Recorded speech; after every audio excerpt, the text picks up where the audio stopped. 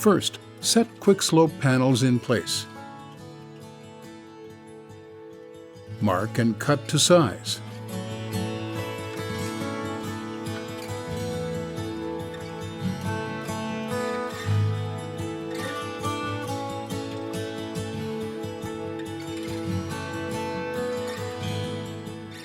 Then, dry fit into place.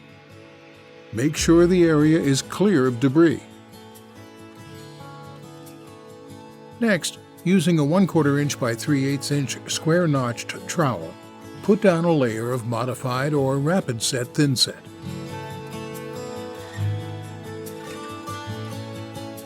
Set Quickslope panels in place. Press down firmly into place.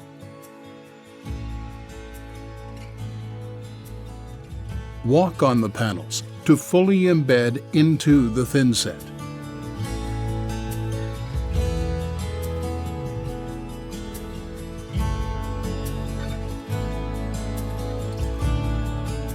Next, put down a layer of thin set on the exterior of shower footprint.